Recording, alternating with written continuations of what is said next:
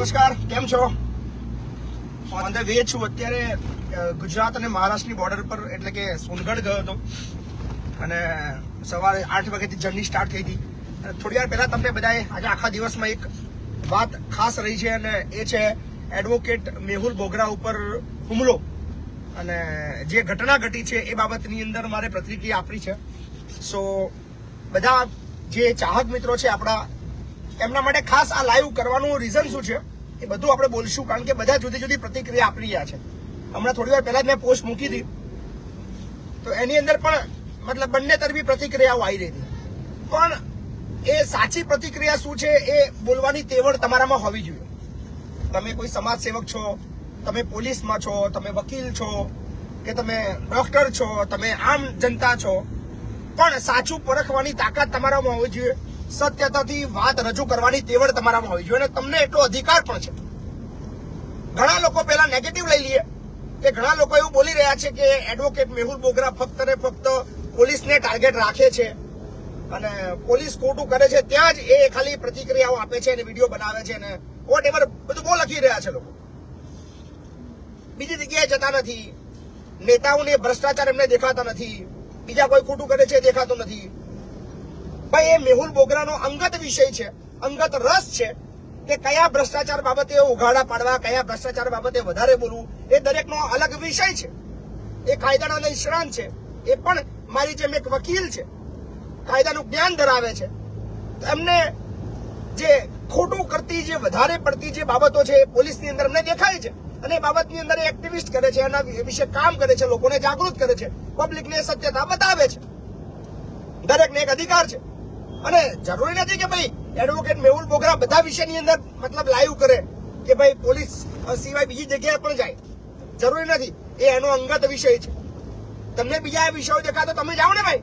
શા માટે બધું મેહુલ બોગરા પર રાજવીને બેઠા છો તમે કે મેહુલ બોગરા જ બધું કરી લે? કરું છું, હું બધા વિષયમાં કરું છું. બરાબર, મારો શોખ છે બધા વિષયમાં, હું બધા વિષયમાં લાઈવ કરું છું, બધા વિષયમાં પ્રતિક્રિયા આપું છું, બધા વિષયની અંદર મતલબ ભ્રષ્ટાચાર સામે અવાજ ઉઠાવું છું. એ મારો શોખ છે. મેહુલ બોગરાનો પર્ટિક્યુલર પોલીસ બાબતનો શોખ છે તો એનો વિષય છે. અને રહી વાત અહીંયા આગળ સત્યતા અને ખોટાની, કાયદો, બંધારણ એ દરેક બાબત દરેક નાગરિક માટે એક છે.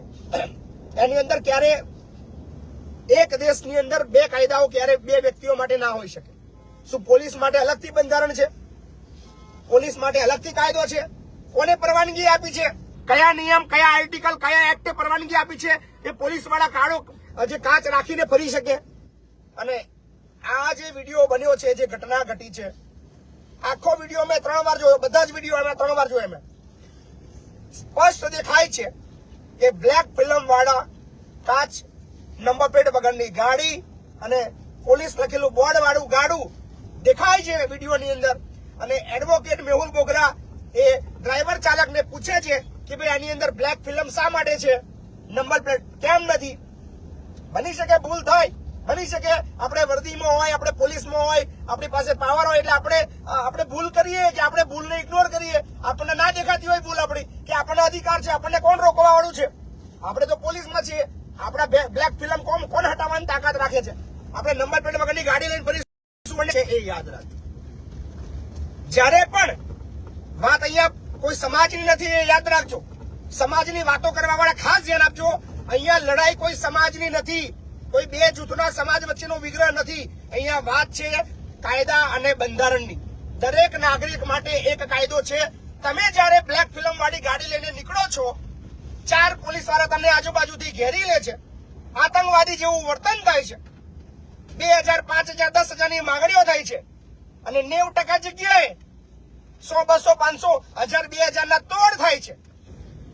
પણ એ જ વસ્તુ પોલીસ અધિકારીને કે પોલીસ ની અંદર નોકરી કરતા વ્યક્તિને કોણ પરવાનગી આપે છે કે કાળા કાચવાળી ગાડી લઈને તમે ફરો, નંબર પ્લેટ વગરની ગાડી લઈને ફરો?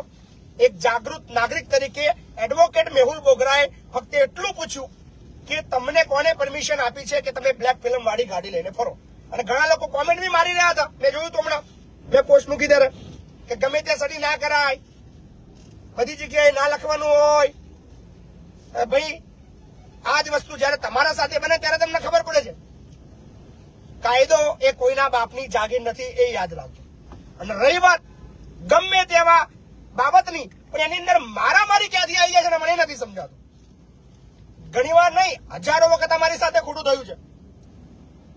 હંમેશા તમે બધા જાણો છો, અમે અવાજ ઉઠાવીએ છીએ, બોલીએ છીએ, લોકો માટે લડીએ છીએ. એના માટે 11 એફઆઈઆર પણ અમે મેળવી છે અને 11 એફઆઈઆર ખોટી છે એવું મહિપતસિંહ ચૌહાણ નથી કહી રહ્યા. બીકોઝ ઓફ 10 એફઆઈઆર ના જજમેન્ટ આવ્યા છે અને કોર્ટ એવું કહી રહી છે કે ખોટી એફઆઈઆર થઈ હતી, ખોટી રીતે ફસાવવામાં આવ્યા હતા. કોર્ટ કહી રહી છે. છતાં પણ જયારે પોલીસને સમર્થન આપવાની વાત હતી, પોલીસના ગ્રેડ પે ની વાત હતી સમર્થનની, ત્યારે મહિપતસિંહ ચૌહાણે એ બાબતમાં પણ પોલીસને સમર્થન આપ્યું હતું કે મને લાગ્યું હતું કે એક નાગરિક તરીકે મારી ફરજ બને છે કે મારે પોલીસ ગ્રેડ પે ને સમર્થન આપવું જોઈએ. સમર્થન આપ્યું, જીત પણ મળી. આજે ગુજરાતના પોલીસના લોકોને જે પગાર વધારો થયો અમને ખબર છે, અમે લડ્યા હતા. અને મજાની વસ્તુ તો એ છે એ બાબતમાં એફઆઈઆર પણ અમારા પર થઈ હતી. પણ છતાં પણ અમે જ્યાં જરૂર પડે ત્યાં મદદ કરીએ છીએ, જ્યાં જરૂર પડે ત્યાં અવાજ ઉઠાવીએ છીએ. જે પક્ષમાં જ્યારે સાચું હોય એ પક્ષની અંદર ઉભા રહીએ છીએ.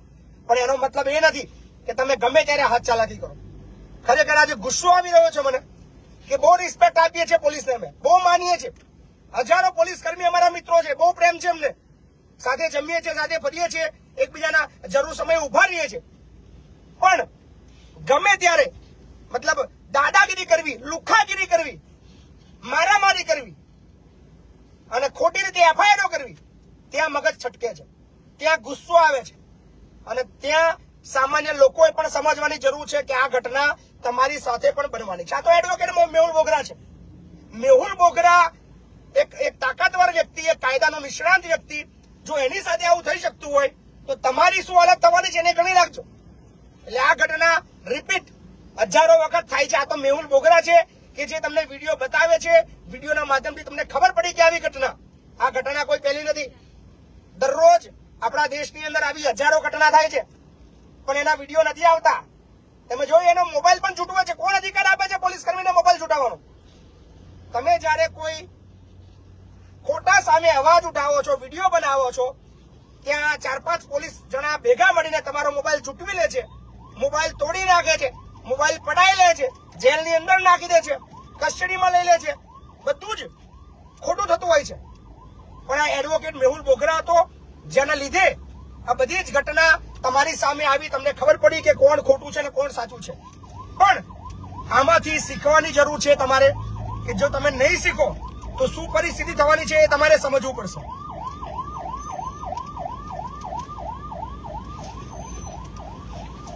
ખાસ આ વિડીયોના માધ્યમથી હું ગુજરાતના તમામ લોકોને કહું છું કે આ જે બાબત છે એને તમે જાતિવાદી રીતે, સામાજિક રીતે ના જોશો.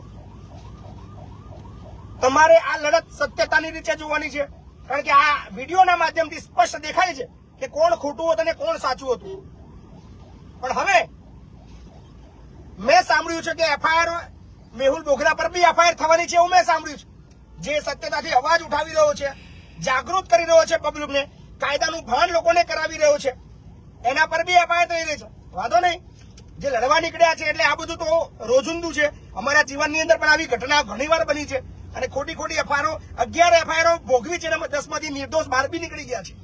પણ આ લડત ચાલુ રહેવાની છે. ગુજરાત પોલીસને હું અપીલ કરું છું કે શા માટે તમે આવા ધંધા કરો છો કે લોકો તમારી પણ આંગળીઓ ઉઠાવે. તમે પોલીસમાં છો, કાયદો તમે વાંચેલો છે, કાયદો સમજ્યા છો, કાયદાને રોજ પાલન કરાવવા માટે કામ કરો છો, તો તમને એવી શું તકલીફ છે કે કાયદો લોકો તોડવાના કામ કરો છો? શા માટે બ્લેક ફિલ્મ વાળા ગાડીઓ લઈને નીકળી પડો છો, નંબર પ્લેટ વગરની ગાડીઓ લઈને નીકળી પડો છો? કોણ તમને અધિકાર આપે છે? સાચા કાયદાના પાલક બનો, કાયદાનું પાલન કરો. કોઈ એડવોકેટ મેહુલ બોગરા, કોઈ મહિપતસિંહ કે કોઈ બીજું તમારી સામે આંગળી નહીં ઉઠાવે. તમે પોતે ક્યારે કોઈ કાયદો નહીં તોડો તો કોઈ તમારો વિડીયો બનાવવા નવરો નથી, કોઈ તમારી સામે બોલવા તૈયાર નથી, કોઈ નવરો નથી કે એનો ધંધો મૂકીને તમારા વિડીયો બનાવવા માટે આવે, તમને હાઇલાઇટ કરાવવા આવે. એકાદ કિસ્સો બતાવો કે જ્યાં પોલીસનો ખોટો વિડીયો બનાવ્યો એવો એકાદ કિસ્સો બતાવો. હજારો કિસ્સા હું તમને બતાવું જ્યાં ખોટી એફઆઈઆર થઈ હોય, પણ તમે એક કિસ્સો એવો બતાવો જ્યાં ખોટો વિડીયો બનાવવામાં આવ્યો હોય. નહીં મળે. એટલે કહી રહ્યો છું કે મહેરબાની કરો, કાયદાના રક્ષક છો, બહુ રિસ્પેક્ટ છે તમારા પ્રત્યે, તમારા માટે લડ્યા છીએ, તમારા માટે એફઆઈઆર ભોગવી છે, પણ કમસે કમ આવું ના સાંભળવું પડે. કાયદાના રક્ષક બનીને કાયદાનું પાલન તમે જાતે કરો તો જ લોકો કદાચ કાયદા તોડવાનું કામ કરશે ને. પણ આ કોઈ પેલું એડવોકેટ મેહુલ બોગરા નથી, કોઈ આ પહેલી ઘટના નથી, કદાચ આ શરૂઆત છે. ગુજરાતના બીજા નાગરિકો પણ હવે આવું કરવાના છે. એટલે બે હાથ જોડીને અપીલ કરું, કાયદો ના તોડશો. બ્લેક ફિલ્મ વાળા, નંબર પ્લેટ વગરની ગાડીઓ રાખવા વાળા પોલીસ વાળાઓ બંધ કરી દો. શા માટે હાથે કરીને બખાડા ઉભા કરો છો? શા માટે કાયદો તોડો છો? કાયદાનું પાલન કરાવવાની તેવડ, કાયદાનું પાલન કરાવવાની શક્તિ અને કાયદા પાલન કરવાની ઈચ્છા જો તમારી છે તો તમે પોતે પણ કાયદાની અંદર રહીને કાયદાનું પાલન કરો એવી આશા રાખું છું. બાકી જ્યાં જરૂર પડવાની છે, તમને તકલીફ આવશે, અમે ઉભા રહીશું.